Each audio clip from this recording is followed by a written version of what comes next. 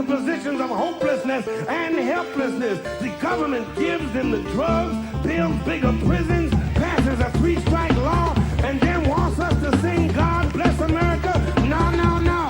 Not God Bless America. God Damn America. That's in the Bible for killing innocent people. God Damn America for treating us citizens as less than human. God damn America as long as she tries to act like she is God and she is supreme.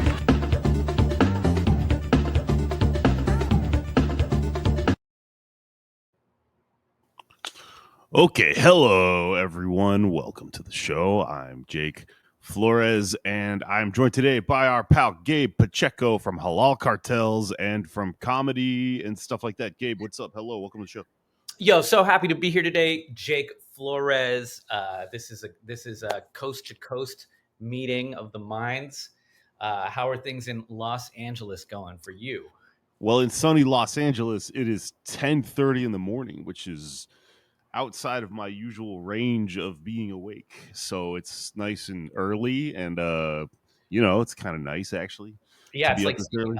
it's unnatural seeing you in the sunlight like this. It's like seeing a bat, a fruit bat at noon, just hanging out with pigeons. This is Unnatural. it's a rare like skin, like in a video game when you get like a outfit for your character. I'm wearing a Hawaiian shirt today and shit. Rare summer Jake. It costs a lot of money. You have to dump a lot of your parents' money into the free premium section of the video game that is our lives to get this version of me.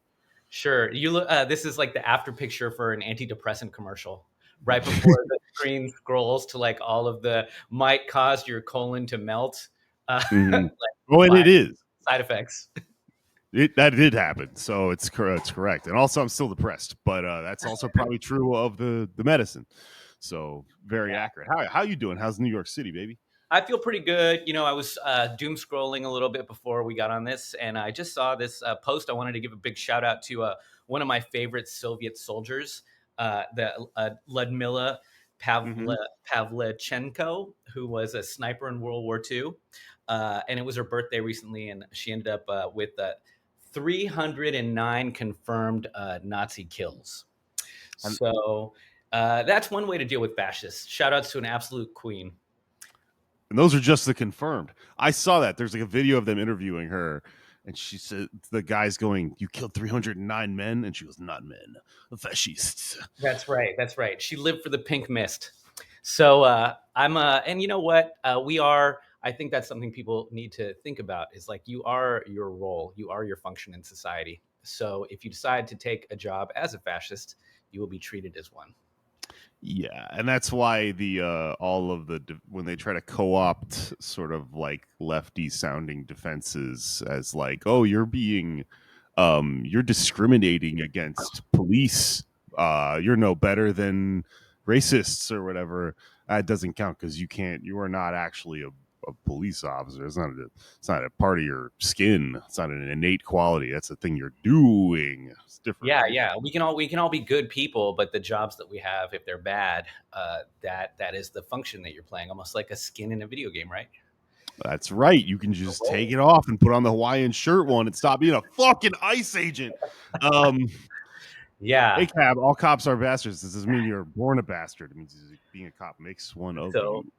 New York is a buzz right now. New York is a buzz with this optimism that currently with the Mamdani winning the Democratic primary, and really his only competition right now is the fractured right wing that is being gobbled up by Cuomo and Eric Adams.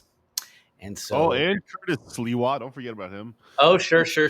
A deputy, a cosplaying bootlicker who's like not even a cop, but is siding with them. And you know what, though? I was just reading about Neighborhood Watch type programs. And the origin of Neighborhood Watch was the Black Panthers. Yeah. There is both in anarchism and in communism this idea that if we want to abolish the police, we do have to have systems of mutual aid to take care of our own communities. Yeah. And the Black Panthers were doing that, right? But for them, Community Watch was following police officers with their own weapons. The watchmen watching the watchmen. Yeah, that's a good point because like I don't know, I've been thinking a lot about. Oh my God, Murray, you're gonna put your claws in me. Just do it. Nope. Come here, buddy. Sit in your dad's lap. Okay, well, he ran away. So anarchism is such a scary word to a lot of people. It conjures up images of I'm going to destroy the Teenage Mutant Ninja Turtles because of this motivation I have, things like that. It's very misunderstood. Hey, there's my cat. It's and it's actually means something quite different, and it's an anarchist is someone who grows their own vegetables and then feeds you with them and things like that, right? It's a philosophy, but I don't know. I was I was talking about this around the table at Thanksgiving last year when I was decided to try to spit some knowledge at my entire family for some reason, and I remember kind of someone asking me, "Well, like, isn't anarchism doesn't that mean no laws?" And I kind of like knee jerk went like, no, but actually the answer is sort of fuzzy there because it's kind of yes.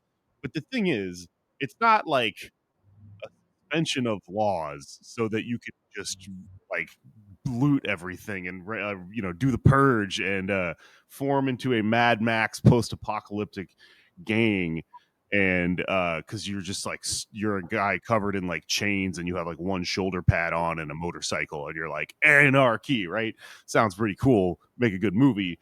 But the actual thing going on there is like what you're talking about here with the Black Panthers filling the role of community like things and stuff like that, and filling these gaps where police don't function and in theory wouldn't even be there. So like I guess what I'm getting at is, when you talk to people about stuff like defunding the police, you got to be really careful rhetorically, which is what is so good about Zoran. Why I'm so excited about him. He's really good at the rhetorics. He's really good at answering these questions. And like, it's pretty simple actually. When people say like, you don't want police, like, do you not want police? The answer to that, the anarchistic answer to that, I think very simply is you should say, so we want to solve the problems that police are supposedly there to solve. What we are saying is that they don't solve those problems. So we don't actually want those problems to go unsolved. We are arguing for a better way to solve them, and that is not the police as their current institution, right? I mean, But like any society that forms, and from the anarchist perspective, we're going to talk about with Magone here. But communists obviously have another facet, another side of this. But either way, whatever you're arguing, as someone who's a person who wants to build a better future rather than just defend and conserve the one that exists, like a liberal or a conservative, whatever you're arguing is going to be someone doing that, someone who is part of society doing that. An anarchist would probably argue like that there's going to be more organically formed community sort of bands and stuff like that solve these problems. That would actually happen, and it would do things that the police fail to do because the police in our liberal society are the lapdogs of capital, the armed guards of corporations and things like that. And then in Marxism and Leninism, on the communist side of things, it's going to be more official and state run, and we're basically just going to become the police ourselves and be better at it or whatever, rather than have it be our oppressors, right? Yeah, I mean, and when we think about what what is crime? And often crime is most of it is robberies, right? In either white collar crime or it is crimes of necessity, like scarcity. You're stealing things from other people because you don't have enough stuff. Mm-hmm. And then you've got the crimes, and cops don't really, they just come and they file reports afterwards. Right. So they don't actually stop those crimes from happening. The other types of crimes are like interpersonal ones, interpersonal violence, which is often caused by some sort of mental health crisis, or and then again, cops don't really stop those. So they just file reports on it. And then you've got the outliers, which is the reason that we all get scared, which is like serial killers, but you could still have like an elite detective squad, right? You don't, because the Yeah, the cops walking a beat aren't stopping those people. So there's right. like literally nothing that they do. They're what is it like theater? What's the word for hygiene theater was what we used during COVID, right? The idea like the little thermometers that you would put against people's heads when they walked into a space, or Mhm. you'd wash your hands, but like that's not how COVID was transmitted anyway because it was airborne. Yeah. So like the hand washing and the all these things don't really matter. Like the cops, they don't really do anything other except at protests when Right. it is to quell people who are expressing their First Amendment rights. Yeah, political theater or something like that. I mean, to be fair, during the first part of the pandemic, there with the thermometers and stuff, a lot of that was because we didn't know how COVID was transmitted. But I understand what you mean in terms of like they're just being the cops filling the same role of like just feeling like someone is doing something with authority and stuff like that, and that Yeah. is a panopticon of sorts in itself, right? It has its own effect, which is to it kind of creates a sense of order just because there is a vague threat of authority and a perceived authority, which is how like the Mike Davis talks about this in City of Courts, but like the very fact that there are so many helicopters in the sky that the LAPD has out here means actually it's a lot of the problems are sort of like, or a lot of the crime that they're attempting to stop stops itself in a way because we understand there's a large eyeball in the sky or whatever. Yeah, totally. But to answer your question, I guess your original question here, how things are in Los Angeles, that actually is going to bring us into the show nicely today because things are bad. Things are fucked up, man. Yeah. And so, I started doing this series that we're doing here today on the Magonistas, the precursor to the Mexican Revolution, the anarchists of turn of the century Mexico, because it's very interesting to me. It's part of my lineage. I've got an ancestor in it and stuff like that, and I read a great book about it. And I was having a really good time working my way through this book and podcasting about it before I was rudely interrupted by the very forces of evil in the book in their modern form today, in the form of ICE, uh, Yeah. the LAPD, the United States government, all of it, right? It was fitting and also really annoying because I'm in the middle of all this stuff. And then this is, I don't know, like a month ago at this point, suddenly had to drop everything and go run out into the streets and fight these people by myself, or not by myself, but like be the person reading this thing or whatever. It was oddly serendipitous, and it really threw things off. And then all sorts of other chaos broke out, and it's been a hell of a summer. So getting back to it after a pretty large blip in the series. So if you're a new listener or you haven't been listening to these, I implore you, please go back and listen to part 1 and 2 of the Magonistas, because it's a long journey. It's going to take a while to meander through, and it's good. It's one of my favorite things we've ever done here. So we're going to get back into it. But yeah, so the ice stuff though, just FYI, I want to dip into this right before we start, is I never miss an opportunity to say this. Still happening. It's the moment in the news has sort of moved on. The No Kings thing has come and gone. Although they are, to the credit of these No Kings people, of what they're, whoever the hell is running this. I mean, I know who I talked about on the show. They're still organizing, and they're adapting, and they're doing something pretty soon that I'm going to put in the show notes because I can't remember off the top of my head, but I believe they're doing some really good resistance stuff out there. But the raids in Los Angeles are planned for the entire summer, and it's I'm a little concerned that the actual news story spotlight globally and nationally is gone, and that sort of implies there's an implication there that people might believe that this is over or something, and that has an effect also that causes it to be over in a lot of people's minds, so they don't show up to stuff like that. But they're snatching people off the street left and right. There's a big sort of raid on like street vendors out here happening all the time. Also like day laborers at Home Depot and shit like that. So please continue to support from afar. If you're here, please continue to show up and resist all this stuff. One thing I've noticed, I think, with Trump's presidencies, the first time and this time too, is that he'll push. The strategy is often to push as extreme as possible, and then there's always a backlash.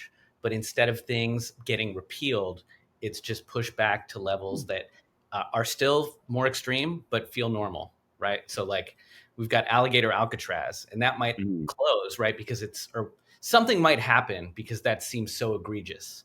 But then we'll ignore the private prisons that are like mushrooming all over Louisiana, right? Because this really big one is this egregious sin is like the lightning rod, right? That everyone focuses on, and then they're not necessarily going to focus on the continuing raids of ICE agents on farm workers throughout like the breadbasket of the nation, which will clearly disrupt our food chain, right? Like, yeah. Yeah, and they're well, it's funny because that kind of happened, and then they did pull back because that is exactly what would happen. So it's this interesting sort of like show of power in a lot of ways, more than it is actually a thing that there's even a capability for them to follow through on. But that doesn't mean a shit ton of people aren't going to get deported. And also, to your point, don't stop paying attention to this if the Democrats get back in office and it continues to happen and it's just no longer big flashy letters, Alligator Alcatraz and stuff like that. There's going to be a crocodile. Yeah, man. What's the prison that starts with C? Damn it. There'll be a crocodile camp. Yeah, fair enough. There'll be a crocodile concentration camp that will be run by the Democrats, and it, come on. Yeah. Don't just ignore it because President whoever the hell is running it next, Neo Mecha Buttigieg or whatever. I don't even have time to get into Mecha Hitler and whatever the hell happened on Twitter this week. Did you see Elmo on an anti-Semitic screed just like I predicted? Pretty wild stuff. Yeah, and I have I see the hysteria from like very white white-coated Westchester Jewish people in my feed who are like anti-Semitism on the rise, and I'm like, yeah, yes, and you're using this to obfuscate the genocide being committed by Israel. Like it's not that serious, and when it is that serious, it's coming from the guy that you most likely voted for. Yeah. His Gaza. Sorry. Yeah. And Musk, right? Like it's not from ordinary people. This is like amplified by these, billionaires in power who are creating the environment for anti-Semitism. Right. Gaza is also very relevant to the story here. Why we talk about history obviously has all these implications for what's happening in the world today. That's definitely here, and it's definitely going to be in the first couple parts of the story. But yeah, Gaza. It's always a good reminder that the anti-Semitism narrative stuff is very misleading, and that does not mean that there is no anti-Semitism. Anti-Semitism is on the rise. Anti-Semitism in the form of equating Jewish people with Israel, this state that has very little to do with actual Jewish people and is committing a genocide as a states. That's going to be in here. Fucking media. There's lots of Chomsky and stuff like that. There's reasons I've been talking about it on the show so much. The battle of narratives. But yeah, it's all here. It's all in a big fucking caldo, and it's boiling over. So let's get back. Can we do like a Star Wars, like at the beginning of the chapter 4, they had like a scroll up that let us know where we are in the storyline, because it feels like we've got a serialized adventure happening here. Like where did we leave off? We do. This is the way this series work on my show here is they don't come out back to back. They get scattered because of all these crazy things that happen. So this is very much like you're checking back in on a TV show or a series of movies. It's been a minute. It's Severance season 2. What the hell is this show even about? I forgot. It was 2 years ago, 3 years ago the first season came out. So let's do a little recap. Star Wars is a good way to put it. I always think Dragon Ball Z in my head. I'm always like, last time where the Flores Magone brothers were. But I'll see if I can put some Star Wars vibes on this. Usually it's like big musical flair. And then like remember that one that started the very last one in the Star Wars canon where they brought back Emperor Palpatine. The first line is "the dead scream," and people made fun of it because it was a little dramatic. It's a little like Greek almost, the dead scream. I don't think the dead are screaming yet. There's no one in the main story is that dead yet, I think. More so, Ricardo Flores Magone is on the lam. Let's start with that. He's making his way to Canada after having been arrested and skipping bail after our friend and tense ally Francisco Madero came through with some money and helped him get out of jail, right? And this all happened because where we're kind of at here with the junta and the PLM is that they started to formally form these things called FOCOs, which are little like syndicates and the little anarcho-syndicalist cells of operation throughout the Southwest United States and Northern Mexico, alongside organized miners in the various IWW and pro IWW, like radical mining labor unions and stuff like that. And the magazine, the newspaper Regeneracion that our boy Magone puts out is it's cooking. It's very they're selling a lot of these magazines. They're moving a lot of them, and they are reaching a boiling point though ideologically. So yeah, one of the things that happened that created a lot of tension and a lot of drama, suspense leading up to Madero helping Magone get out of jail was, is this guy going to come through, or did we alienate him too much with Ricardo Flores Magone's radical anarchist theory? Because if you remember, there was sort of like a what do you call it, like a suicide squad, right, of various revolutionaries with their various ideologies that had come together to form the PLM, the Partido Liberal Mexicano, which is like their political party and political faction of sorts. And it's called the Liberal Party because it's rooted in a liberal opposition to Porfirio Diaz. But the leader, the main guy, is secretly becoming more and more of an anarchist. He's meeting with Emma Goldman. He's really starting to apply the ideology of anarchism to what he's doing and saying, like, this, the problem is the entire state. We have to get rid of the state, yada, yada, yada.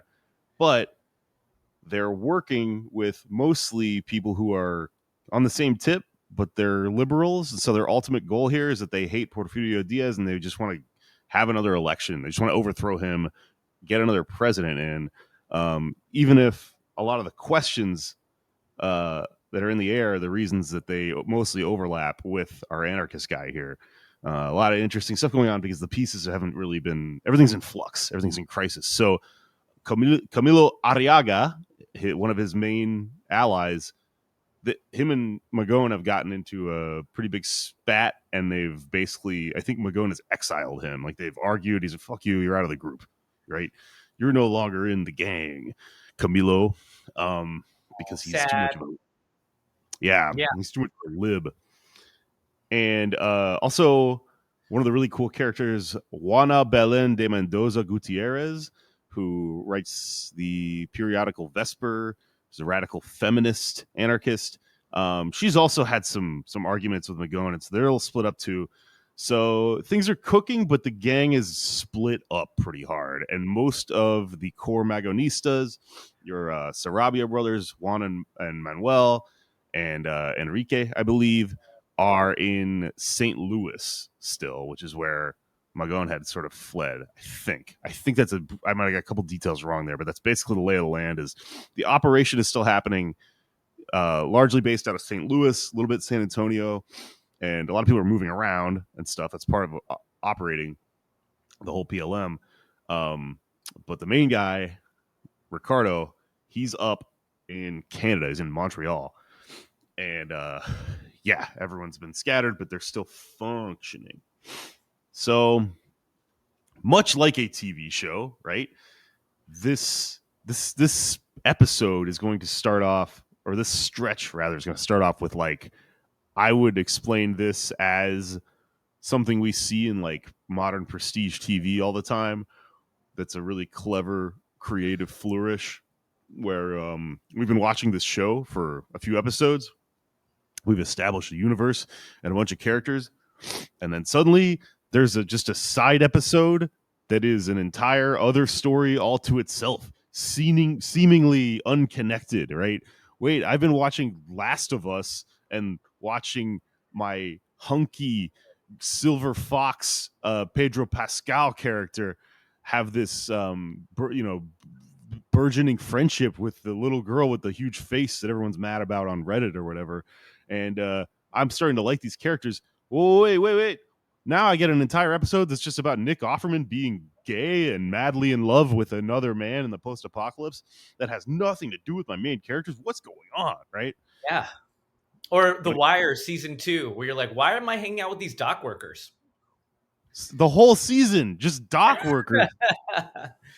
Yeah. And so there's a duck too. Remember? Yeah, man. Who they gave too many shots to.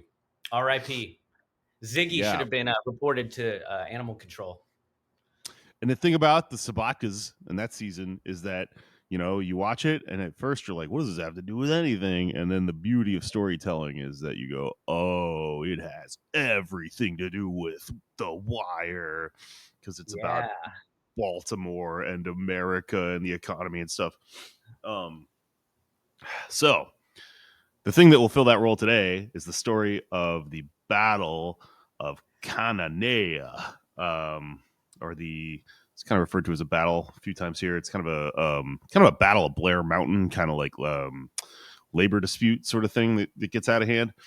So Cananea, Mexico, you've got this guy named William C. Green, and he's overlooking his company town. Everything's going great, right? William C. Green is this American capitalist. He's a real piece of shit, this guy. He's a great character in the story. Sort of like fancies himself and brands himself as a great American capitalist who has struck it out from New York into the unknown southwestern expanse to start a mining enterprise, right? He is so like into this imagery that they said when he took a census poll, he simply answered the question of occupation as capitalist, right? Okay, whatever, dude. He also says that he got into all these like scrapes with Native Americans, and like all of the stories, like it's, there's no surveillance, there's no internet. It's a really good time if you're a bullshit artist to just make up a bunch of stories and then come back to the city and tell people, oh, this happened, right? And one of those things is he says that he, like, in his various battles with the savages out in the Southwest, he met Geronimo himself, and Geronimo said like some crazy thing about him that was like, I wish I could. I don't have the exact quote, but it's like, "You are a formidable opponent, Mr. Green," and it's like clearly made up. We love that idea of like people on opposing sides respecting each other. Yeah, because they're just warriors, right? Yeah, we're both men of honor who just happen to be on different sides of this ideological battle? I'm not gonna lie, like in theory, I totally get that. It's like Dragon Ball Z or something. Like Vegeta, oh my god, he's so evil, but he's such a proud fighter, you know. So I understand why the propaganda here might work for him. Um, but he was a bean farmer, which I think is a really funny origin for him. And for him, he tells the story as like rags to riches. Like, oh, I started off as a humble bean farmer, but then rose to power. Um, and he sort of like, he's a nepo baby, right? But he says that he went to the Southwest and did like the story. When you meet like a white comedian who tells you like, I came to New York and I lived out of my car and I told myself I wasn't going to leave New York until I became a comedian or whatever. So I lived in my car, right? That whole thing. And it's That's kind of, $100,000 van that they park outside of the rock climbing gym, and they've got a membership at the gym where they do all of their office work and shower. yeah. So And also just to you be have a able mobile to, apartment. and to be able to do that to begin with is like a thing normal people can't fucking do. Like that's crazy. It's just like a LARPing or whatever. And then you become the worst comedian of all time because the only way to make money doing comedy is to like go on Dr. Phil and start yelling actual anti-Semitic shit and stuff. And talking about how everything's woke or whatever. Talking about a specific guy here. But anyways, so he's a Nepo baby, right? And he has this whole invented thing, yada yada yada, and eventually it turns into a mining operation that he oversees in Cananea, and he's the big overseeing company CEO or whatever, right? But right under his nose, there's a guy named Lazaro Gutierrez de Lara who's been agitating miners and sort of like building something, right? Something's cooking. And there's a Cinco de Mayo festival that's coming up in 1906 that he's been skulking around and going, you know what, maybe we'll do something at the Cinco de Mayo festival. So he has a great speech where he says, I think this is at the Cinco de Mayo festival, he says, "It is time to teach the capitalists that you are not the beasts of burden, the capitalists who in every way and everywhere has displaced us with his legion of blue-eyed blondes." So they're real angry about these damn honkies that are coming in, because a lot of what's happening at these like mines and stuff is they're owned obviously by American foreign interests and these big evil capitalists, but other workers too are Americans who come in, and then they get like the management jobs over the Mexican workers, and there's a disparity of pay for no reason, right? There's a disparity of pay because you're talking management and laborers on some level. There's that, which is whatever. We get into that. It's a whole other conversation. But even in that, there's days where there's an announcement, hey, you're going to get paid less, and that person's going to get paid more. No actual justification. Obviously, very racialized and national in terms of them being Americans and stuff like that. So, Canada has also been sort of like activated by regeneración being circulated, and also this thing called the WFM, which is the Western Federation of Miners, the one of the radical labor unions that is like one of the proto components of what will become the IWW, I think. Wobblies. Yeah, our old friends. I think they're okay, I might get that backwards because they're active right now, but there's like, well, there's a lot of radical mining like labor unions that are still their own union, but they also are like part of what built the IWW. There's a complex history there. I'm reading another book right now, or I just read it, called Hammer and Hoe. Yeah. It's about Alabama and like the Communist Party in Alabama, and like how it's a sad story. It's like a brief blip of hope in terms of lifting like black sharecroppers and laborers out of Jim Crow and stuff like that during the Depression in Alabama. And a lot of that stuff happened. The Communist Party comes from the Soviet Union because of the recent revolution in Russia and everything, and then the intelligentsia up in the northern United States. But a lot of that stuff fused up really easily with what the IWW was doing right down here in America, a lot of Well, it was mining unions. One of them was Mine Mill. so I wanted to bring up, my great grandfather was a Greek immigrant from like Peloponnesia, and they're mining folk. So he got on the boat to Ellis Island and was immediately put on a train, voluntarily went on a train to Rock Springs, Wyoming, and that area, like Superior, all these little ghost towns in Wyoming now, where that were mining towns. And so he was a hardcore socialist back, and this was probably like the 1910s. Mm-hmm. 19, to the 1920s, but around the first Red Scare was around 1917, and coinciding with World War I, and they used the Alien Sedition Act to put Eugene V. Debs in jail, right? And that was also when they deported Emma Goldman, and they really targeted a lot of immigrants and deported a lot of immigrant activists and anarchists and people from Europe that had radical ideas.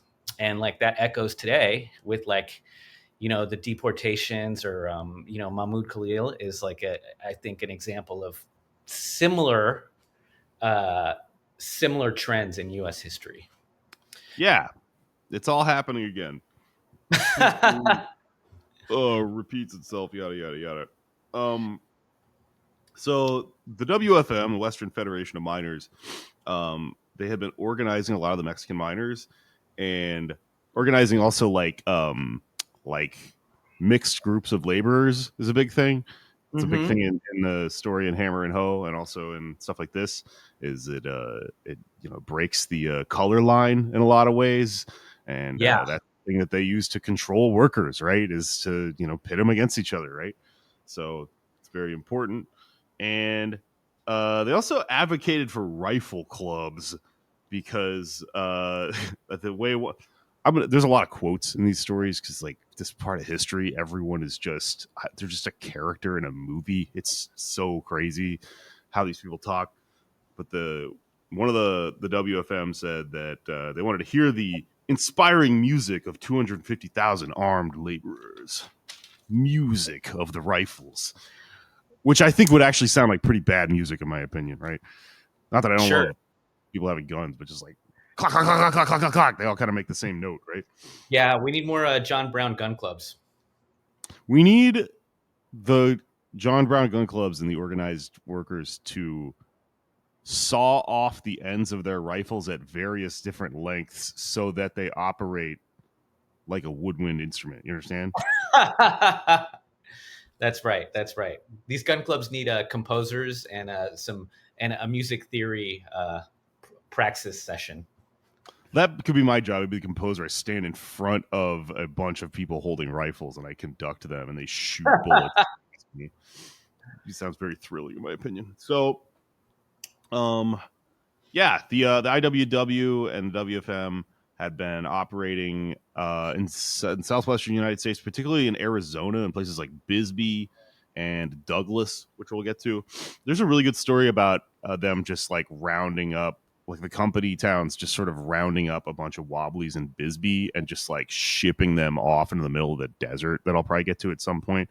If you go there, there's all these, I've been to Bisbee a couple times because it's a comedy town now. Yeah. So there's to, Doug Stanhope. Yeah, and like the Chuckleheads is the name of their fucking club there. But there's like plaques and stuff about this all over town. It's interesting. If you get around the country, this stuff is out there. So what's his name? Green had built Mexico's largest mining company and its fifth largest company in his little mining operation. And it was all in Sonora. And it was all thanks to Porfirio Diaz, who he now sort of like has this working relationship with, and who is now feeling very threatened by the PLM and the WFM. So there's these two factions, right? One of them Mexican, one of them American, very similar philosophies. The snake with two heads is now menacing our evil dictator of Mexico and his little capitalist underlings. There is a connection that the PLM has to all this, which is that one Juan Sarabia, one of the main Suicide Squad guys, has been operating right under Green's nose, recruiting workers and organizing FOCOs in the area, and he's in the background of all of this. But this is not really a PLM operation in full credit. They're a presence. They're a big part of why this happened, especially with like their propaganda. But he's just sort of like zipping around, right? Like a little guy in one of those speed things from Star Wars. And I got Star Wars on the brain. Organizing the Ewoks and stuff, right? Green's company is called 4CS, 4 capital C, lowercase s. So I think it's 4 C's. I'm not sure exactly what the hell how you pronounce this, but I'm gonna say 4CS, which is probably wrong. And basically 4 C's is like, I just contradicted myself. 4CS is, they're aware that a strike is coming. Like they can feel it, right? They're not a dumb company. They've been through this before. They know what a union is. So there's a lot of tension in the air. And at one point, like a manager, one of the white American managers, gets on the telegram or whatever or whatever local phone or whatever the hell the thing is at this point, and he tells Green, it's urgent. A bunch of dynamite has gone missing from one of the storehouses, right? So someone's gonna throw some fucking dynamite, you can tell, and it sucks because it tips off William Green here, and Green is such a vigilant capitalist that he immediately phones a friend who lives north of the border in Arizona in Douglas, right?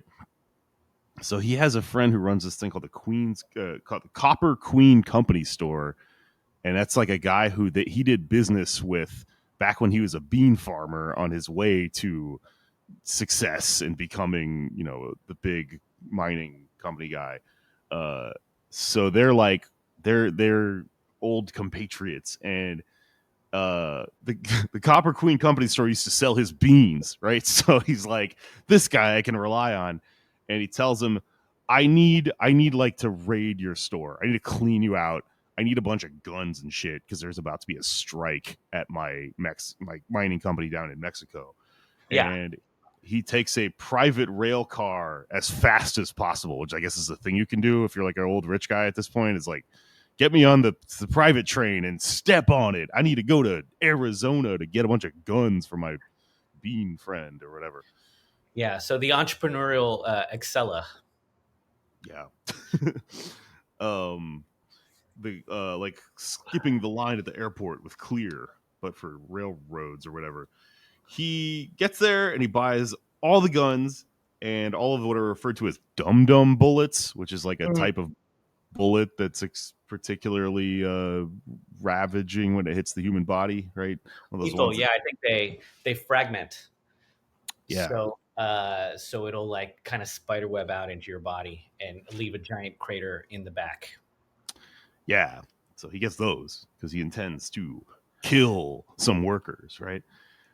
So this all happens like overnight. Like he calls the guy. This is crazy for 1906 to be like, keep the store open. Nothing stays open overnight. Shit doesn't stay open overnight now, right? Right. So he has this late night shopping jubilee, and he's like, all right, I got all these guns and evil fucking dum-dum bullets. So I come back. He gets back at 7 in the morning, or he gets back at 5 in the morning rather, and he's like, he said he has like a last thought that he like writes in his diary or some shit where he's like, you know what? Maybe I was being paranoid. Like this was kind of crazy that I did this and like took a night train to Arizona. So he goes to sleep, but he was right because an hour later, 7 a.m. or so, the strike kicks off. It formally kicks off, and a bunch of the strikers and organized laborers they show up to negotiate and to picket and stuff like that, and to announce their cause. And they're dressed like very professionally with like formal sombreros and shit like that because they are aware of optics, and they're going to be portrayed as rabble rousing, sort of like the dregs of society. Oh, just trashy laborers, right? So they said, no, we're going to show up, and we're gonna be like the white collar professionals about this. And It doesn't really matter though, because as soon as they start bringing up the unfair wage imbalances and stuff like that, the guy wakes up. Green wakes up. He's like, I was right. Right. He gets in his, what is it called? It's a no top Packard. He has like a luxury car, and I wanted to say it was a convertible, but I think it's not. I think they literally made cars without tops at this point. Yeah. So They were like, it's never going to rain. You're going to yeah, be someplace where it doesn't rain, or you've got a garage. right, And because it's like a luxury car. Yeah, you've got a rain car. This is your sunny day car. Yeah, and he's like a big, figure. So he's like, well, I will need to be at the front of so many parades, and I'll Right. need to be waving constantly from my vehicle. So I should get a car with no top on it. I believe that's what's going on here. It might be a convertible. It's hard to tell sometimes reading about this stuff. But he takes the Packard down to the main street of town, and he comes out to negotiate, and he starts saying stuff like, hey, I pay the highest wages in Mexico of miners, which is true actually, but the strike is still happening because big picture, like, this is still an untenable situation, right? It's interesting that he's right. He does pay the highest wages, but why do strikes happen, right? They're a dialectical outcome of opposing forces and contradictions between, the workforce and the boss, and the fact that the boss does not pay you actually all of the wealth you create. It's not a co-op. It's capitalism. So even if you do pay pretty well, even if you pay the best, it's still likely that this will happen, and it should happen. Interesting note, in my opinion. But the reason they're striking is because the cost of living has gone up like 200% in the last 10 years. Workers in Mexico. Go ahead. No, this reminds me too of what's happening in Mexico City, where we've got protests against the digital nomads, and then there's like two arguments. One argument is that these digital nomads, I mean, the right wing argument, or the neoliberal one would be, the right wing would be like, well, these are immigrants, so like stop persecuting these American gringos coming down here. Then the neoliberal one would be that they are helping the economy by bringing in money. Mhm. But the left side is that it's artificially inflating the prices of both the local real estate, so normal Mexicans are being displaced. And it is true that they are bringing, and then they're not paying taxes, right? So the only people that can afford things now are the digital nomads, and the money they're throwing around isn't helping the local economy. It's kind of funny that it's like all of the things that Americans say about Mexicans, like they don't pay taxes, they come over here, right? It's true actually in that situation in Mexico of people with fucking fake email jobs coming down there to sit around and do stand-up comedy. I met some when I was down there doing stand-up, or people were talking about it at the stand-up night I went to. But they had a night in English, and can you imagine? Yeah, but like if all the money, people are getting paid a lot of money in these mines, right? But it's still colonialism without a national badge, right? It's like colonialism through this mining company, and it's extracting all the resources out of Mexico, and they might be getting paid more, but they're still in a company town where they have to spend all that money on like this guy's beans. So the money's not going back into the Mexican economy; it's going into buying products from other American entrepreneurs. Damn, that's a lot of beans, you nasty ass bitch. That is exactly the point I was about to make. Because this is stuff that they sort of get away with to some extent in America, but that's why the IWW exists, is to counter this contradiction up north of the border. But it's really bad south of the border because the entire reorganization of the economy that Diaz implemented by selling off all of the land and all of the everything in Mexico to capitalists north of the border created poverty wages that to this day, that's still something that you need to look at the big picture here in terms of these two countries being intrinsically linked. When we ask Why do people come over the border from Mexico? Well, it's because of an interaction and an interplay with capitalism here north of the border that creates poverty wages, and you get paid like, very little and not enough to possibly save. It's fundamentally, dynamically not enough to save. This was a good plot point in Sinners when they realized everyone was getting paid company script. Company script is it's like it's only worth a fraction of actual money, and it can only be spent on the company's products and stuff like that. So it's impossible to do these like things that you hear from American capitalist superstructure media about like how, well, you're just eating too much avocado toast, you need to budget and save. Company script is that actually laid bare without any like mystique. You fundamentally can't save a bunch of drink tickets from doing comedy and then like buy a house, right? Or Starbucks gift cards. Yeah. Like all right. I was thinking drink tickets as well, but like, yeah, it's getting paid in gift cards, and then you're like, damn, what can I get? Only what's available through this gift card like market. Yeah.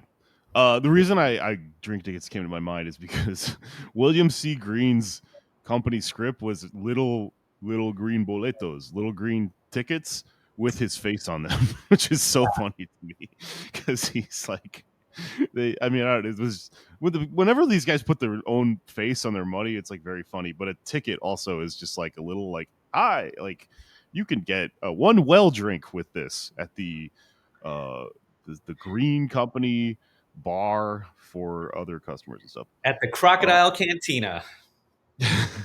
Yeah, there you go.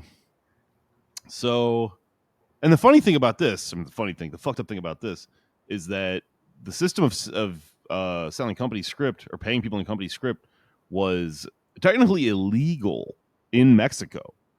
But who's president, right? Who recently became president?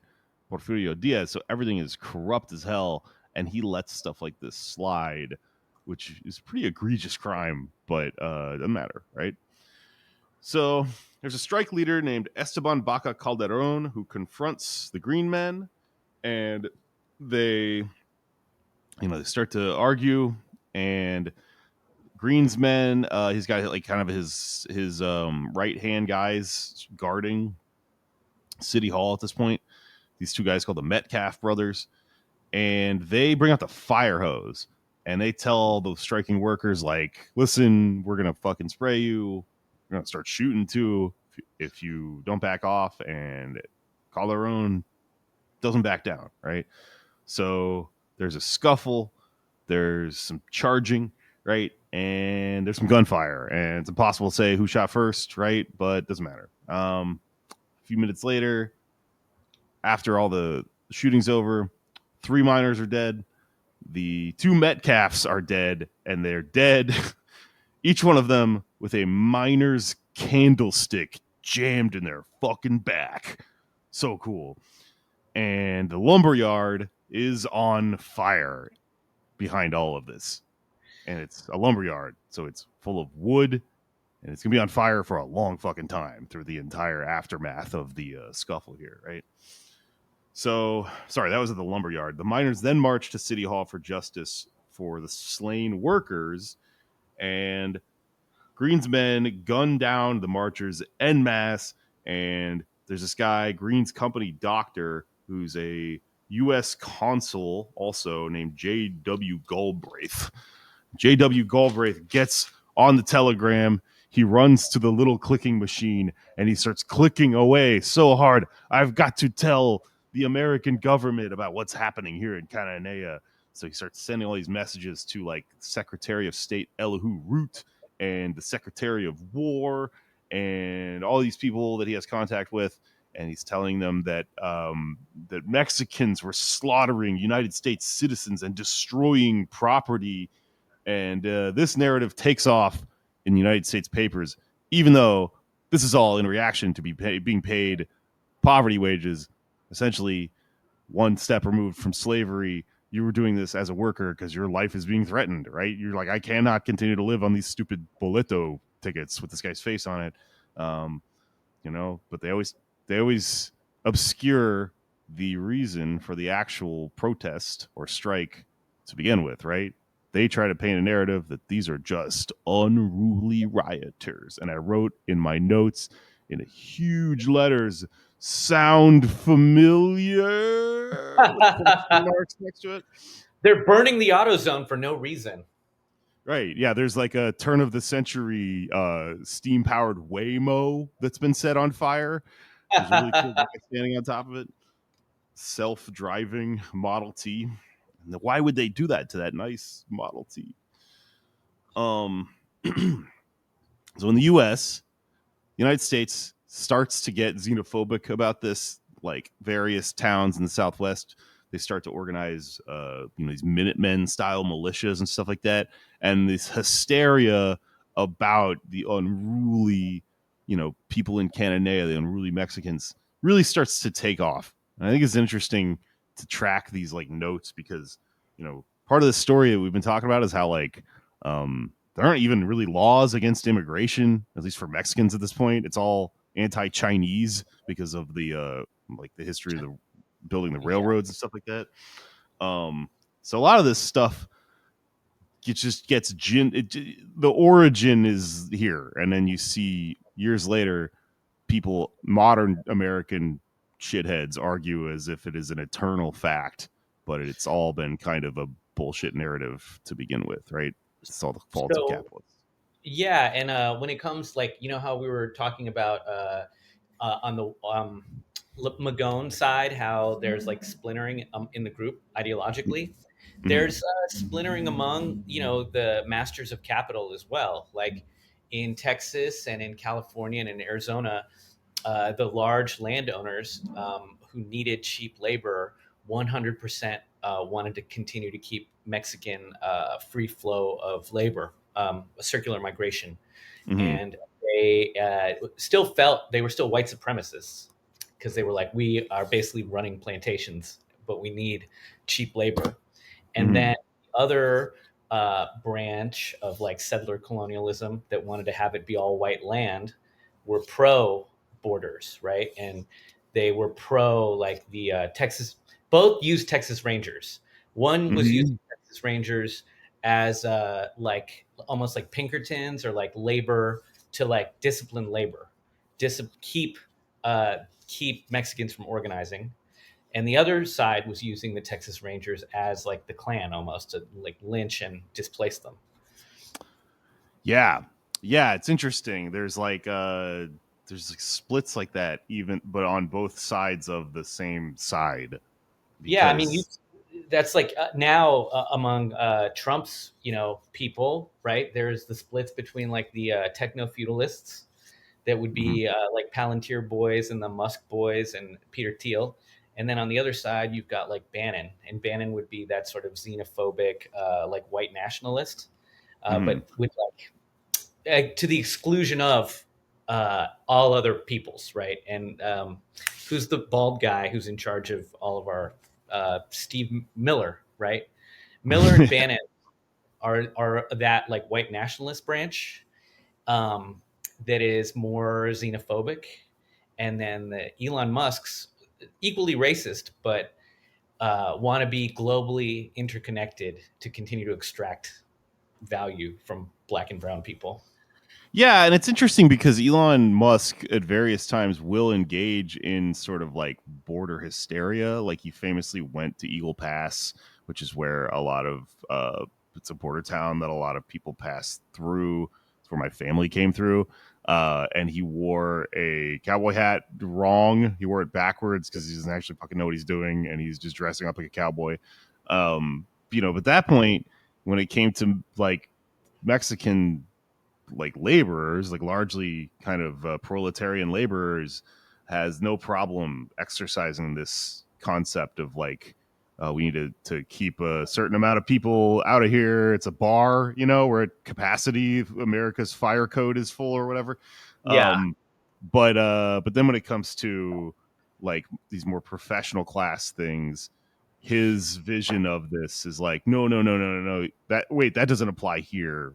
You need to have visas for me, right? A big part of it is because it's him. One of those people is him. But yeah, logically, and it's just kind of fascinating to watch these people like circle the drain arguing about this stuff, because these arguments are like, they're contradictory with each other, and they don't really get resolved unless you get out of you just need to get big picture and kind of go, what is a border? How did this happen? Why did these exist to begin with, in order to answer these questions that they're trying to answer with these crude, stupid arguments.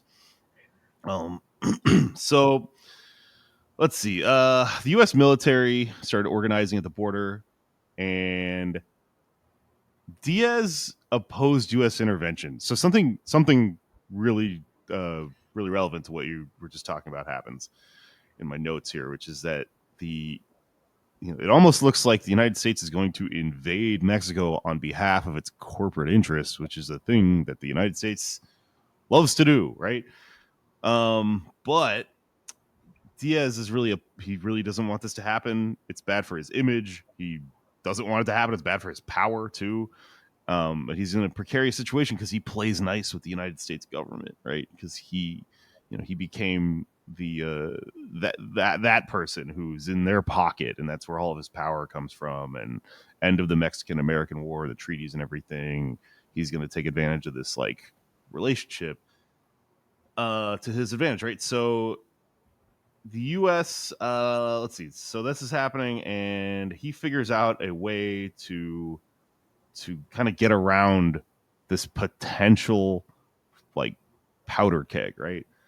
Which is that he taps one of his main guys to send in his goons, the Rurales. Enter a character who will come up throughout the rest of the book here, really, throughout the rest of the story of the Magonistas. He's only here for a little bit today. His name's Emilio Kosterlitsky. But Emilio Kosterlitsky is a real weird character. So I want to talk about him a little bit. He was born in Russia. He joined the Russian Navy, and then he deserted in Venezuela. And he just abandoned his post halfway across the fucking world, and he just went to Mexico. And he changed his name, Emil, to Emilio. Very clever. No one will ever suspect that Emil is Emilio now, because that's a Mexican version of his weird Russian named Emil. And Emilio joins the army, and he makes a name for himself tracking down Apache Indians, Yaqui, horse thieves, and stuff like that, and basically like becoming this enforcer for foreign investors who are doing all these things with their long tentacles from the upper part of the map, but they're like, why are these pesky Yaqui resisting us, right? So he's their guy who goes and puts them down for them. He is known among people in Mexico as the mailed fist of Porfirio Diaz. Da da da da da. Musical cue, so intense, so weird. I think his mail is in chainmail, like he's like a knight's fist, Yeah. A little Darth Vader character, a little Sheriff of Nottingham, a little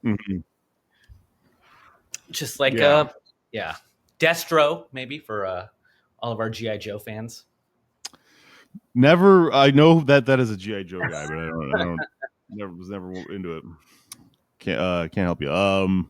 Who's a good? He's like Bebop and Rocksteady in Ninja Turtles. Maybe he's a little bit better than them. They're kind of goons. He's higher than a goon. He's like a scary mini boss. So Kosterlitsky was like about 19 hours away, though, is the problem. And he was busy deporting Yaqui Indians, because that was also like this secret thing that Porfirio Diaz's government was getting away with, was doing deportation acts in the Mexican government, doing it to Yaquis, sending them way down to the Yucatan to essentially work as like slave labor. So this is when Green calls in the Arizona Rangers, and he says on the phone or whatever, there's a quote. Maybe this is all Telegram. I'm not sure. This is a really dumb thing I should know, but it didn't come up when I was reading the book. This is what he says: "Hell is popping here, and every American life is in danger. For God's sake, Tom, get me a few hundred men and burn up the railroad track getting here before we're all wiped out. They're rushing us steady, and we can't stick it out much longer. Get me some damn beans. I made that part up, but I thought it'd be funny if that's how he yelled at the end of his speeches, because he's a bean man. But yeah, so he calls in all these like American whatever, he calls in Arizona Rangers, which are the Arizona Rangers are just, they just made those a complete ripoff of the Texas Rangers, and the Texas Rangers, as discussed many times in the show, therefore rounding up slaves and intimidating Mexicans from running for office and things like that. Sure, Racist. right-wing death squad. They're just a right-wing death squad. Yeah, there's a baseball team named after him. Isn't that fucked up? That'd be like if there was like just the Gestapo versus like the Orioles or whatever. Well, I always thought it was funny that there was like the Chuck Norris show, right? Walker, Texas Ranger, and ironically, Cheech Marin is like in it as his sidekick, I think. On that show. So, oh no bueno. Just a Nazi doing roundhouse kicks everywhere. And that guy is evil in real life, Chuck Norris. I know it's like funny, you know, remember all the jokes people used to make, but yeah, he believed all that shit. Okay. So what's happening? What are we doing? He's 19 Osterlitzky's 19 hours away. He's been rounding up, he's been hunting Yakis, and what's going to happen in this town? So Kosterlitzky. Fire. There's the lumber thing is still on fire. There's lots of things. Tony Hinchcliffe brothers have just been whacked. yeah. With candlesticks in their back or whatever. Captain Rinning, who is another goon, another agent here, comes into play. He's a former Rough Rider, right? Teddy Roosevelt obviously had his crew, his gang, the Rough Riders in Cuba. They organized and they decided to, he's a former Rough Rider, and he gets some of his people organized, and he decides to break the non-intervention sort of rule here, which is kind of a thing that's been holding together in spite of all of these forces, right? So he gets 279 men together. 2 Buffalo soldiers volunteered to join Rinning, but he decided not to let them because it would be kind of weird, I think, because Green in all of this had sort of narratively raised the specter of a race war, and if it turned into a race war by nature of the narrative being that there's a race war between Mexicans and white Americans, and then you have these 2 black kind of Buffalo Soldier like co-opted soldiers, is going to get confused. He's just like, you know what, you're 2 guys, just get out of here. And the reason I bring this up is because recently Beyonce wore a Buffalo Soldier t-shirt, and it caused a little interesting history session on Twitter, because I think that it seems like the reason that she wore it is just that she didn't really understand the actual historical role of the Buffalo Soldiers. She's from Texas. I'm from Texas. I can tell you, in school, they teach you a pretty sanitized version of this, which is that, it's cool. Like, wow, they served their country. They're patriots or whatever. But the real, Howard Zinn ass history here of the Buffalo Soldiers that people understand now, thanks to the internet, is that, they were like a hired death squad that killed a bunch of indigenous people. And maybe it's bad look to like valorize people that joined up and did that either out of necessity, which is a fucked up situation that this country put people like the black people that became Buffalo Soldiers into, or fucked up if you wanted to do that, right? Pretty bad. So Bob Marley's full of shit. Don't valorize the Buffalo Soldiers. They also wanted to go kill a bunch of Mexicans. These 2 guys, anyway. But anyways, so Rinning's army becomes known as the Bronco Army and charges south. The governor of Sonora now comes into play. He decides to get around some of these loopholes with the non-intervention by meeting the Bronco army when they charge south and formally deputizing them into the Mexican military, right? Problem solved. Now you're part of the Mexican army. So this isn't actually United States invading Mexico. So they show up, these Bronco army guys, and they're ready to fight, but the fighting's over. Like, it has nothing really happened, right? It's just kind of the one skirmish. The fucking lumberyard's still on fire. So they sit around and they set up as snipers, and they're just like, all right, well, we'll just wait for something to happen so we can kill somebody.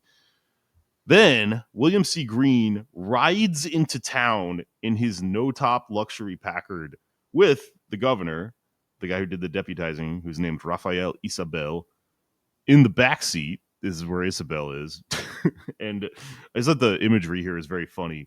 Greene stands up in his car, which is why you have the no-top car, right? So you could do weird, like, dictator stuff like this.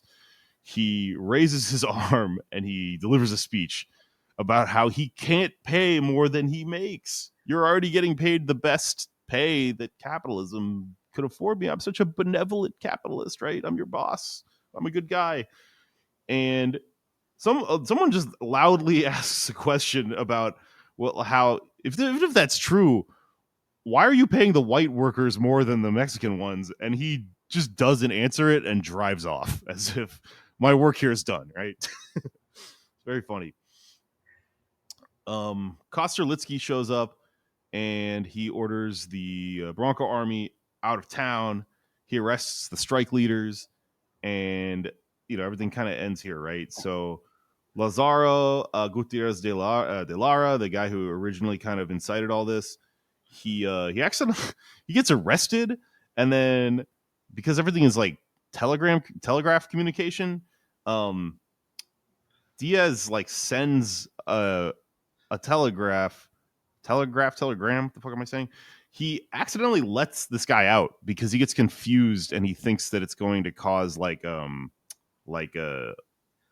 bad PR, like scandal type thing. There's a lot of that. There's a lot of like they're very aware of the narrative being a threat to all of this because there's the growing consciousness of like the Mexican populace. There's also like the potential for things to actually pop off in a way that no one wants to. And there's these very scared stock owners and investors in America that are watching all of this, and they're just like, please don't spark anything here, because this is a very precarious situation if you're making tons of money off of the mines and stuff that are being extracted from here. Yeah, don't disrupt the supply chain. Yeah. So Lazaro Gutierrez de Lara, the guy who organized the strike, he gets out and he bolts north and joins the junta, right? So now we're back to the Magone brothers, right? We got this guy, he knows exactly where to go if you are a dissident radical labor organizer. That guy Baca Calderon, he gets 15 years in jail, in prison. But he gets out in 1911 because the Mexican Revolution had popped off. So he's not in there for the full 15 years. He gets out during the chaos of the revolution. And eventually, way later down the line, he becomes governor of Nayarit. Which did I say that one right? I don't know. Yeah, that's a state in Mexico. Yeah. I am reading my own scribbly handwriting. So I was like, nah, what the fuck did I write here?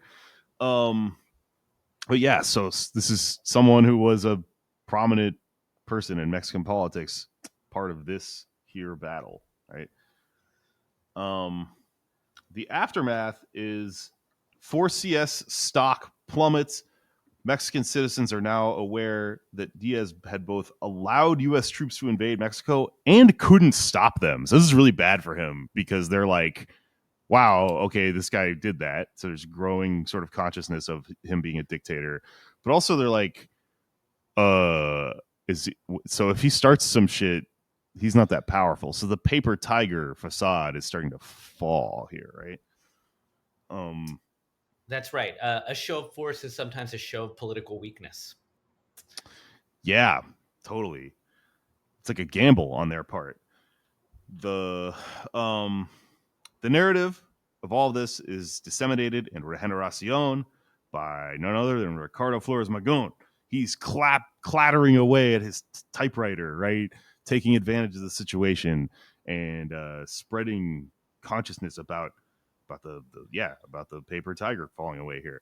So and now this is also being disseminated. Like, these ideas are not just coming out over Generacion, like regular newspapers. There's all sorts of other newspapers in Mexican life that are openly critical of Diaz, which is a thing that was not possible until Magon started yelling in that fucking church a couple episodes ago. Yeah. Constitution is whatever the fuck. Like a dumb bullet.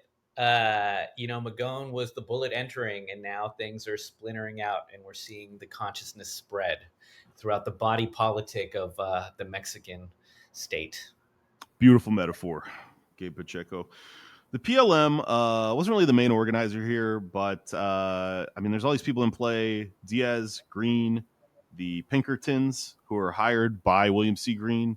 They blame the PLM anyway, and the PLM kind of does like an ISIS thing here, where they're like, "Yeah, it was us," or even though they weren't really there, they are kind of aware of the political utility of people thinking it was them. Like you play right into the PLM's hand by trying to pin this on them, because Diaz hates the PLM. He understands that they're like a major threat to him, right? So they take advantage of it, but the big bad American corporate media tells a different story, right? William Randolph Hearst's media empire tells of war in Mexico, trying to manifest a power grab as he had done previously for the United States in Cuba, in Puerto Rico, in the Philippines. William Randolph Hearst is this big capitalist, right? He's got this media empire. He loves doing stuff like this because it creates like pretense for the United States imperial like arm of power to go into other countries, which creates openings for his capitalist interests to go Yeah, and neoliberally extract, right? he was the first Rupert Murdoch, and if you Yeah, watch Citizen Kane, that's what Orson Welles' character Citizen Kane is based on William Randolph Hearst. yeah, yeah. And he's son of George Hearst, who's in Deadwood. So, and who was a big oil guy. So he's trying to manifest all this stuff. He has all these headlines about like race war and threats to U.S. property, anti-American riots, secret anti-American societies, which is very cool. But while Hearst is doing all this, Diaz understood that all this scaremongering would threaten his foreign investments, right? His main source of power, this is what he relies on.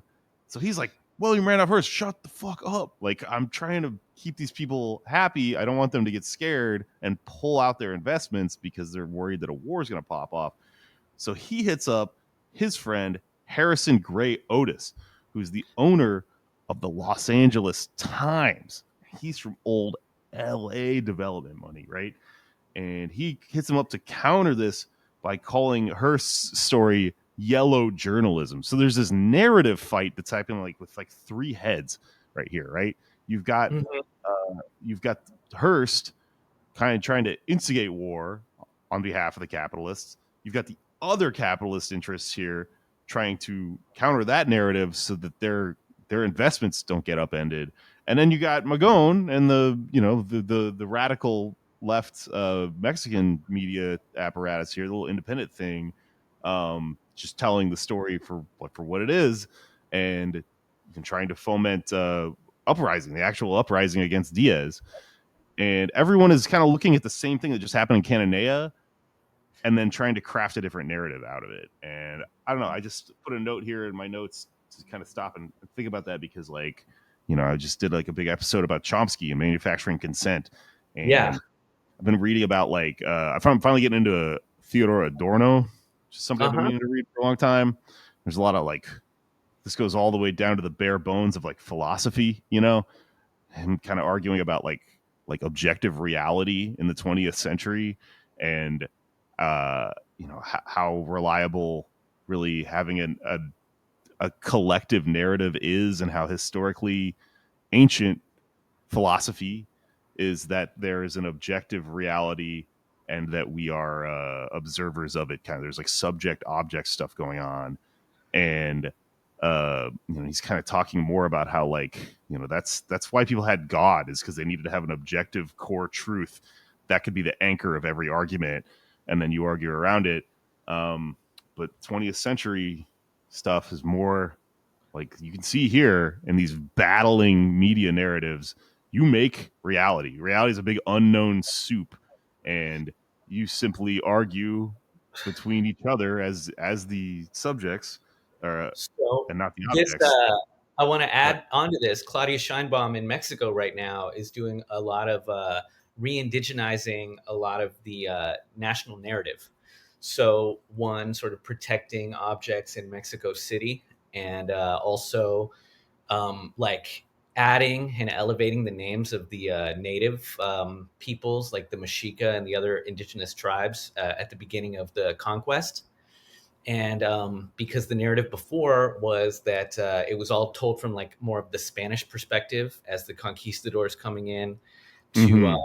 help civilize or like liberate indigenous communities from the Mexica, and now we're looking at it like, even I think there was a place where Cortez lost a battle and they called it like the tree of sadness, like this.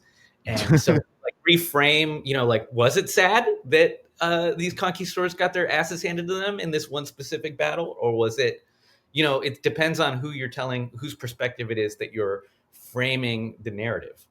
And so it's not to say that there isn't an objective reality, but that the objective reality is created by a mosaic of looking at things from all the different perspectives. I really want to play The Legend of Zelda and the Tree of Sadness, now that you bring it up.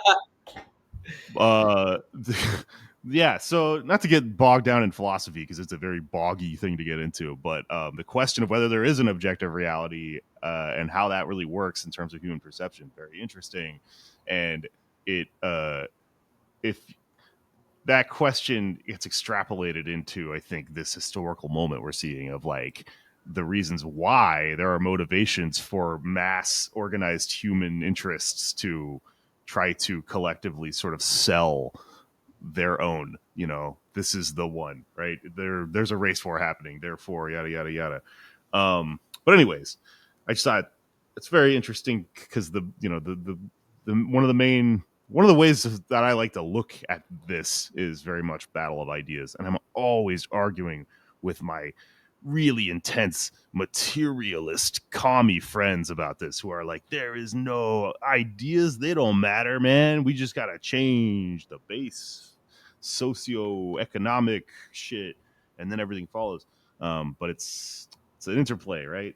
Big You got to dialectic. change the inside, your inner life, to be able to change the world. And so it is a dialectic between ideas and It materialism. absolutely is. But the ideas, like this battle of ideas, they have outcomes that affect the material reality. They're trying to literally change material reality by creating narratives and stuff like that. So I just think it's very interesting how a lot of this stuff is like, the battle lines are suddenly fought in the typewriter, man. But anyways, also, I forgot to mention this. I wanted to talk a little bit about Claudia Scheinbaum's um, like national chocolate. Did you see anything about that? No.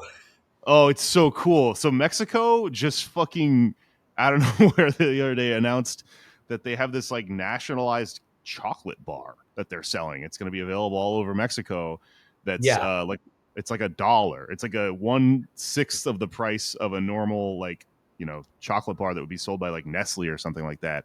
And it's Yeah. also made with like actual of cacao or cocoa or whatever, because if you read the fine print, like what we think of as a bar or whatever is like actually technically a chocolate style candy or something like that, because they keep lowering the levels of cocoa that they're like legally allowed to put into it and still call They, it a chocolate bar. they keep And cutting it. that shit is from Mexico, so they've just decided to create a national thing that you can get on the cheap, made with resources that are from fucking Mexico. And it's just one of those cool things that you sort of you read and you go, wow, what would it be like to live in a real country, that does things for people and keeps things cheap and stuff like that. But anyways, back to the story. So Diaz, he does stuff here like he breaks the League of he breaks a strike by the League of Mexican Railway Employees to show the capitalist interests north of the border. Hey, I've got these people. I'm disciplining them, right? Don't worry. These strikers are not going to cause you any trouble. He's doing a lot of that sort of stuff. He has an advisor who told him not to attack the junta because they're getting really popular and you're going to make martyrs out of them. Like if you imprison them, he basically said, don't keep imprisoning these people, because the way he put it, which is another trumpet blast, like quote from 100 years ago, Red Dead Redemption character is telling you this. He said, the hero of the dungeon becomes sooner or later the hero of the barricade, right? That's right. So cool. But Diaz fucking hates Ricardo Flores Magón, so he could not resist. He says, fuck it, I'm gonna do it anyway. So he taps this guy named David E. Thompson. David E. Thompson is a longtime friend of Porfirio Diaz. He's a scam artist that they came up together, right? He made it really big in railroads and stuff like that. He you know what? I think I might have, the thing I said earlier about him about Green answering the census as capitalist. It was this guy, whatever. But basically, he ran this scam with Diaz where they would sell off these plots of land way down in southern Mexico, like in the peninsula, that were just like unusable swampland.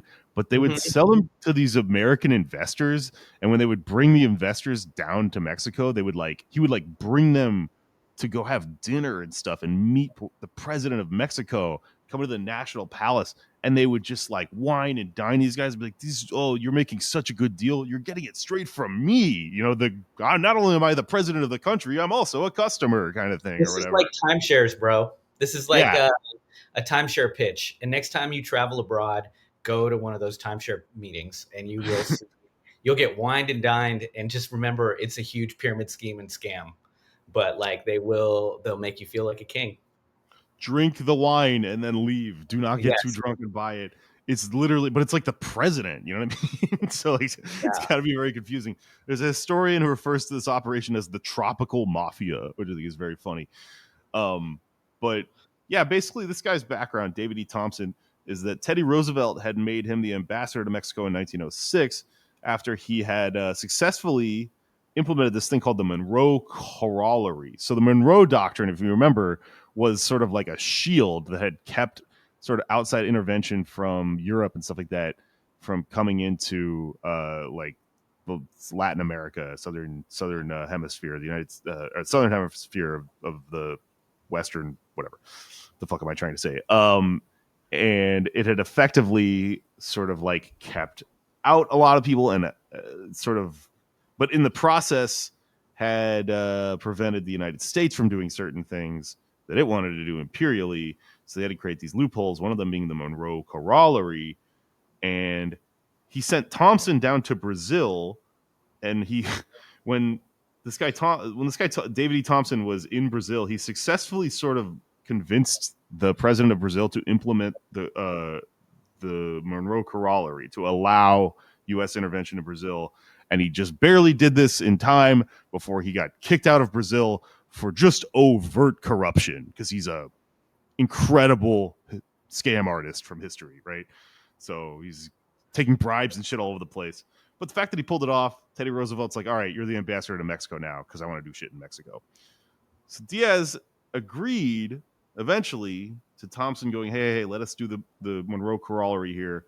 And but he said he only agrees on the condition that Teddy Roosevelt and the Roosevelt administration try to suppress regeneración.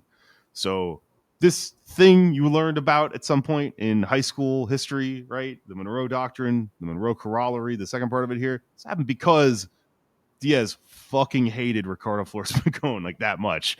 He's like, I will do this thing. It's against my own interest. If you, the United States government, help me try to find this guy, because he is concerned, and he's right to be, that it will destroy his entire regime. Just a little newspaper. So Regeneracion is being widely circulated, even up into the mountains of Morelos, to a village leader named Emiliano Zapata. Emiliano Zapata. Yes. Yeah. And we're going to see more of him later. Shout outs to him and to the Zapatistas that take his name. Shouts out to his family. Yeah. Sorry, dumb internet joke. Yeah. So Zapata, though, he was a fucking subscriber. Like, he literally, that's where he got a lot of this stuff. So the battle of ideas, where he's getting the germs, or the little memes are in his brain now. I'm saying. So Teddy Roosevelt hit up the Secretary of State, and that person hit up the U.S. Attorney General, and that person hit up the U.S. District Attorney for Eastern Missouri, and they decided to try to invoke the Alien Immigration Act of 1903 to go after the Magonistas. The Alien Immigration Act of 1903 banned anarchists from immigration.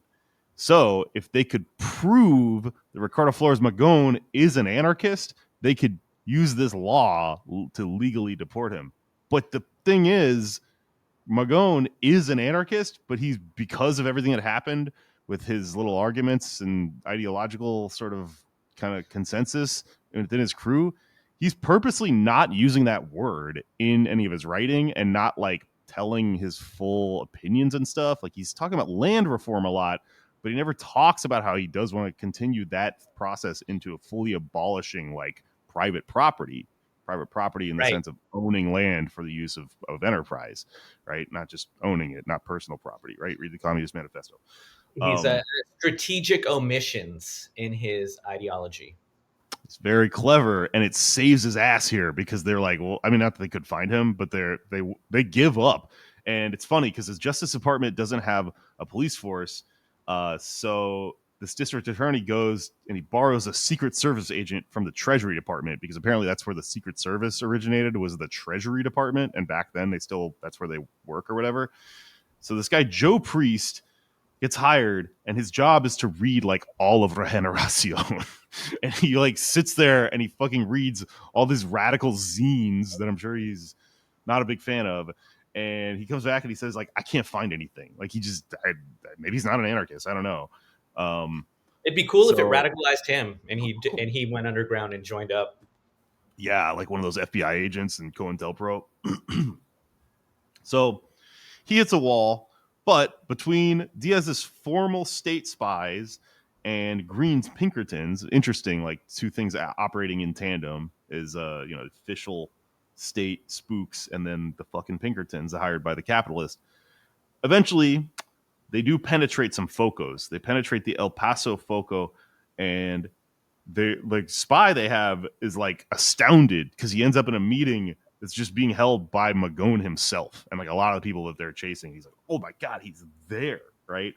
And Magón just goes into full detail explaining the plans for this big raid they're going to do on Ciudad Juarez, right? He says they're going to have 200 armed men. They're going to dynamite the customs house, attack City Hall, attack the police station, free the prisoners, commandeer a train to Chihuahua, attack the National Bank, attack the mining bank, and attack the homes of a bunch of aristocrats who live in Chihuahua. Notably, this guy, Luis Terraza, who's a cattleman, and, check this out, the largest landowner in the world.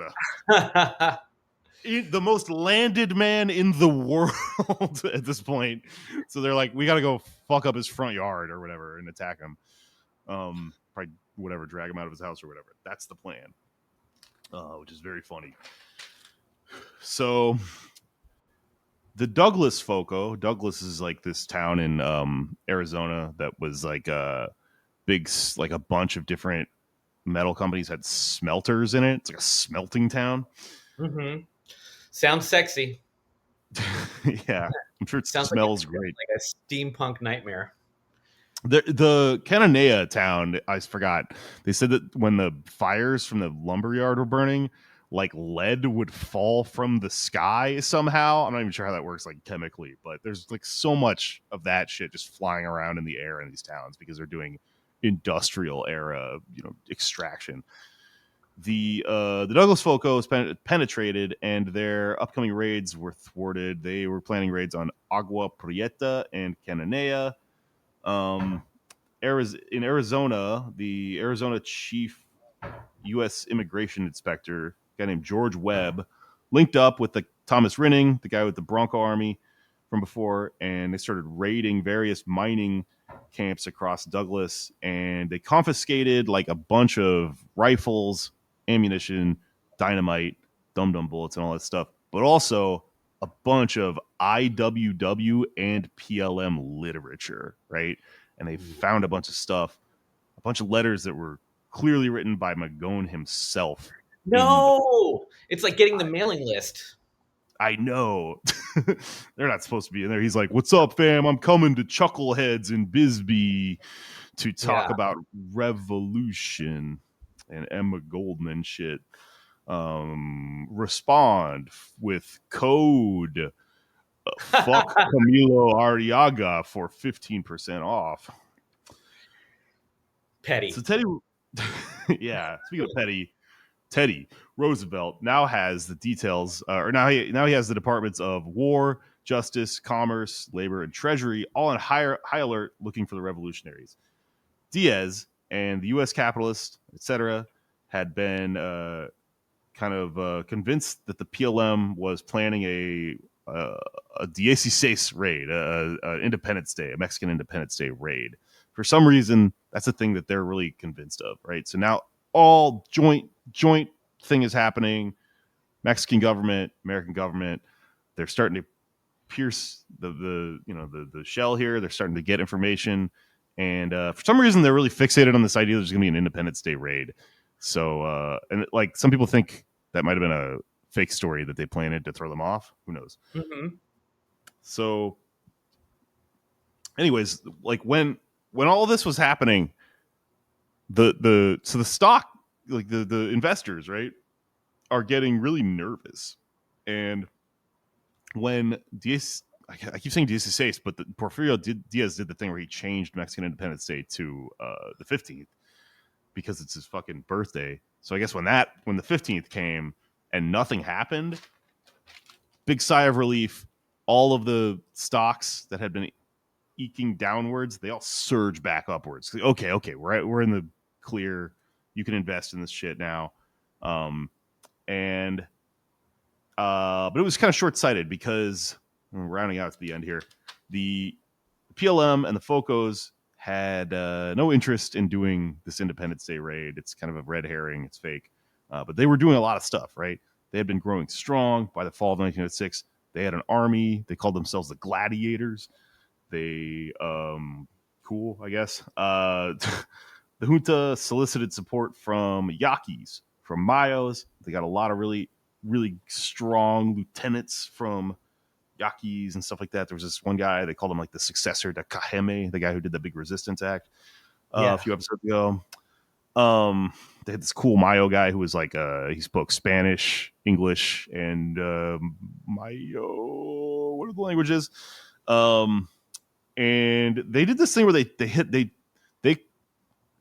courted a lot of disgruntled Mexican soldiers because they were aware of how badly that the Mexican soldiers were treated by Diaz. And this is a huge gamble. They sent like recruitment letters directly to the National Palace. So ballsy, right? Yeah. And I don't know. This is interesting because it's kind of like historically, I don't know if there's a huge precedent for this yet, but this is like a big, like, kind of Leninist concept. Like, there's in revolutionary theory, see if you can get the fucking army to flip. That's maybe the only way to do it. You got to get those mid-level officers. Yeah. And that's what the Soviets were able to do. And what was it? Their Navy was a big part of the early revolution. So, yeah, but those are the guys that understand organization and have weapons and training. the only way to take down the master of beans is with the Navy. The PLM. Love it. Here's some notes about the PLM as we round out here. Some interesting things like, so they're arguing interfactionally about their if they run for office or try to make a lot of them want to just replace Diaz with another president. They're arguing about their platform. It includes a lot of things about land reform and all these sort of good ideas that we've been talking about. Yeah. But there's also like a line where because a lot of them are liberals who just simply want to replace the bad president with another president and still have an ideology that, in my opinion, my little radical opinion, is not fully fleshed out, right? In this historical moment, one of the things that they put on their agenda is they want to stop allowing Chinese immigrants into Mexico. And this is not a Magone thing. This is something that he argued against. But I think it's kind of interesting to look at this here and realize this guy is the radical of the group. He's considered a wacko firebrand. He's taking things too far. If you see in the moment here, liberal ideology, it always makes these arguments about realpolitik and things that just have to happen in the here and now. This does not look good, right? This is not a argument made by a bunch of people who are this ideology does not reflect being peace loving and human loving and trying to build a better world for all.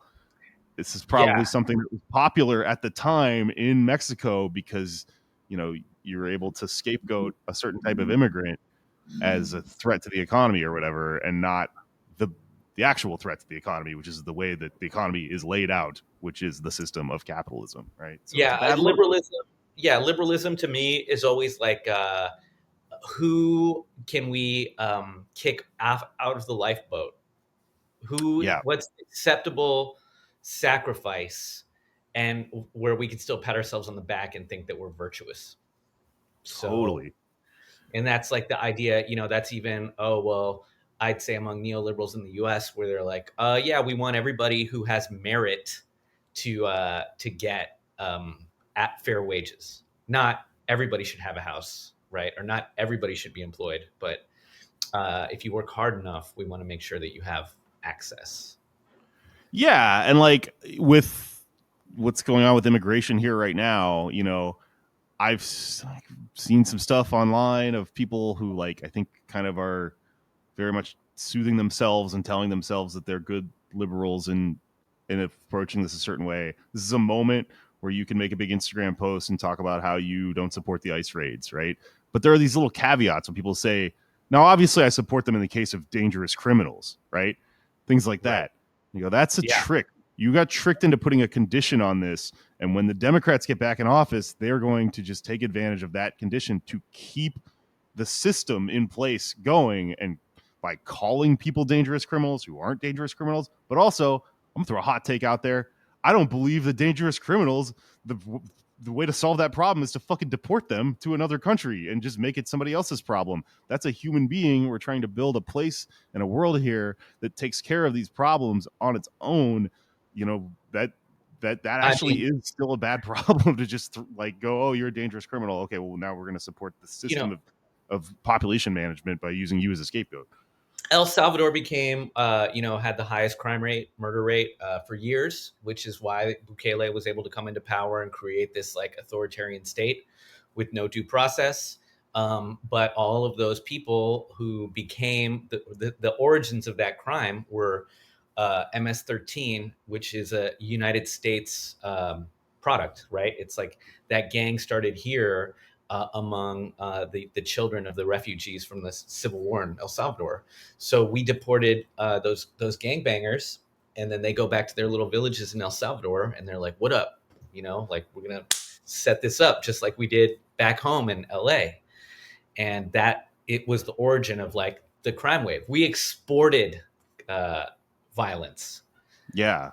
Well, I mean, we do make things the best here in the United States. You have to admit, right? Yeah. And we are, we need to bring back these jobs of manufacturing and exporting cool guys that are covered in face tattoos and shit. That's another thing, though. Like with CCOT and deporting people to CCOT in El Salvador, they would like frame these arguments around like whether or not they're a gang member, and some of the times the arguments would be like, "Hey, we can prove this guy's not a gang member, therefore he should not be deported to El Salvador." And I'm always going, whoa, pull back for a second. Is being in a gang grounds to be put into the worst concentration camp of all time? Like, no, that is not. We need to start the argument where it starts. Like, that's not a good. Argue with them about that. Why are you rounding people up who are in a gang? It's not actually technically illegal or wrong to just be in a gang. Gangs are the Hell's Angels are a gang. You're gonna deport all them, right? The Skull and Bones at Yale is a gang. The Chamber of Commerce in any town is a gang made up of small business owners and petty tyrants. That's true, yeah. And I'm tired of them playing their loud hip hop music outside of my building. Talk to your local. I don't know. So there's an interesting class makeup here. It's mostly proletarian. They kind of fail at getting the soldiers they're trying to get. There's a big lack of guns, which is a problem. There's there's a lot of alienation from Magon's firebrand ideology, right? Obviously, you have the thing where he kicked out Arriaga, but there's also this thing that happens with Juana Belén Gutiérrez de Mendoza, the author of or the editor of Vesper and the radical feminist anarchist character. Very cool. So he gets into it with her, and actually, I think his clash with her is more that she is more radical, and she accuses him of the term is personalization, like trying to make the revolution about individual people, which is a good anarchist critique.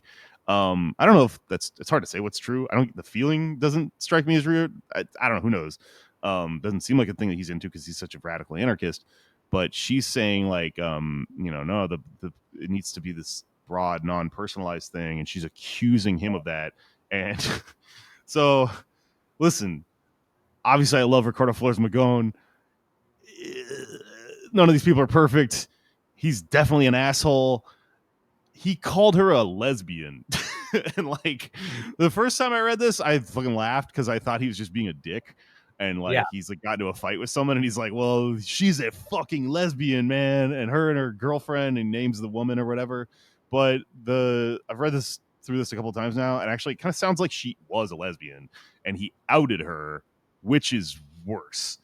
Yeah. But the outing didn't seem to take any hold. Like it's one of those things where like no one in the immediate like political area of this cared about that sort of thing. That's a thing that maybe is sort of like a bourgeois value of like sort of what do you call it, making someone's sexuality or personal life on some level taboo, or trying to use it against them. This is making me think a lot about this CIA op they did against the Sukarno in Indonesia, I think. Wait, am I getting the right guy there? Whatever. There's a CIA op they talk about in the book, The Jakarta Method, where they make a fake porn film with like the head of state in Indonesia, and they think they're going to disseminate it, and it's going to destroy his career. And it doesn't. In fact, people are like, hey, it's kind of cool, the president fucks or whatever, because that value doesn't transfer. So I think it's kind of what happened here on some level with him and Mendoza. But anyways, they're planning this multifocal uprising that, according to Magon's theory, it's going to have this chain reaction. This is a big thing he believes in. There's it's called spontaneous revolt, the anarchist concept that he really believes is going to come into play when he just finally commands all the attacks to happen at once, all the raids. There's a guy named Antonio de Pio. He's a gun runner that he would stash what he referred to as dulces y escobas, candies and brooms everywhere, and those are like rifles and dynamite and ammo and stuff like that. He's like a little revolutionary squirrel, just burying acorns everywhere for people. Yeah. Treat. And brooms. I think that's so funny. It's so cute. Anyways, so one of the documents that the spooks unearthed here is it's translated into English in the book. It's called Instructions for Revolution, and it is without a doubt authored by Ricardo Flores Magón. It's one of his. I mean, you can't tell for sure, but it very much seems like it's one of his his manifestos of sorts, like an anarchist manifesto. It's a manual, right, for how they're going to operate and how he's going to make spontaneous uprising happen. And one of the rules in Instructions for Revolution, or one of the instructions rather, is when a group must uprise immediately, when you need to send a message to a FOCO that, hey, it's your turn, you're going to pop off, you use the code, send money for the machine. Very cool. Very ominous. Not the Bert Kreischer machine, the real one. Diaz passes. Everyone's relieved north of the border, and they think it's all over, right? But September 21st, 1906, the junta telegrams a member of the organization in Del Rio, this guy Crescencio Villarreal Marquez. He gets this message one morning. It says, "Send $5 for the machine." So the dollar amount, 5, that's how many days it's going to be before you pop off, right? So he goes, oh my God, it's happening, right? And he passes this message along to a 56-year-old widower, a dispossessed captain of the Mexican military, a man named Juan Jose Arredondo, who lived on a hacienda just south of the border and is personally responsible for there being one more annoying podcaster and comedian in this world. And that's where we're going to take off today. That's where we're going to let up. Cliffhanger. We're going to talk about. Can't wait.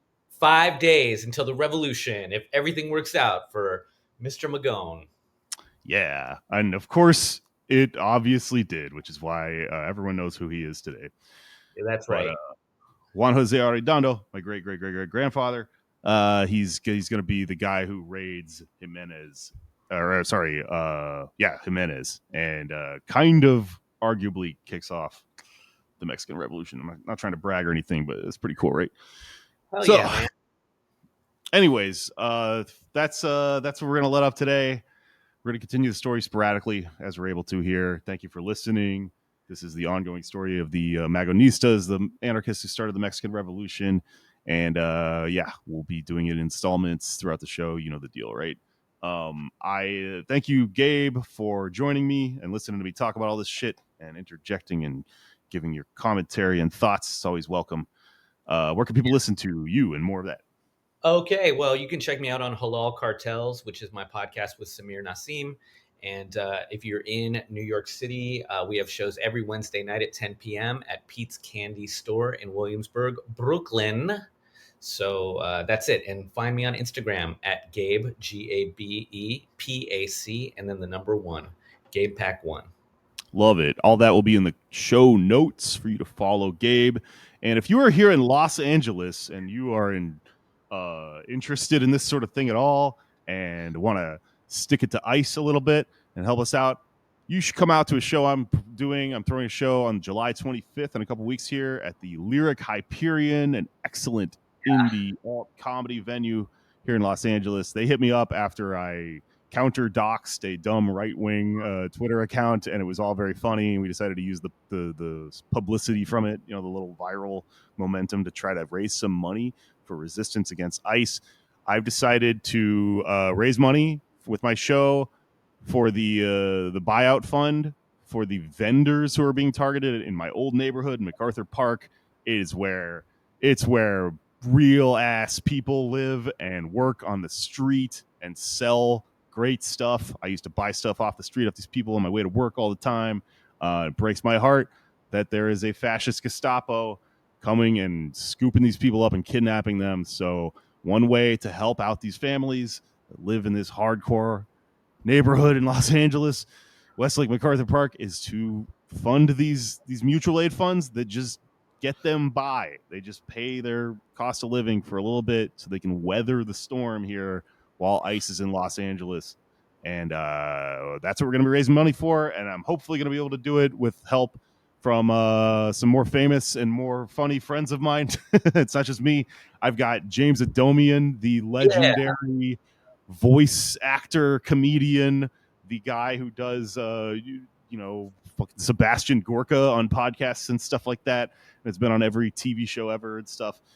He's hilarious. I've got Skylar Higley, really funny Onion writer. I've got my friend Ramin Nazer. If you've ever seen his crazy, interesting art, he's a great comic too. He's very funny. I got my friend Sarah Sabsi. We went on tour a few years ago. I don't know if you remember her. She's fucking funny. I got all sorts of people. Might have a really interesting musician. I just got a text from him just now. We'll see how that plays out. But yeah, come on out. It's called LAFF BLOC. I'm going to host it in full Black Bloc gear, so you won't even know it's me. Yeah. Maybe it won't be. Anyways, thank you. That's it. That's the show. It's finished. Thank you, Gabe. All right, man. Thank you. All right.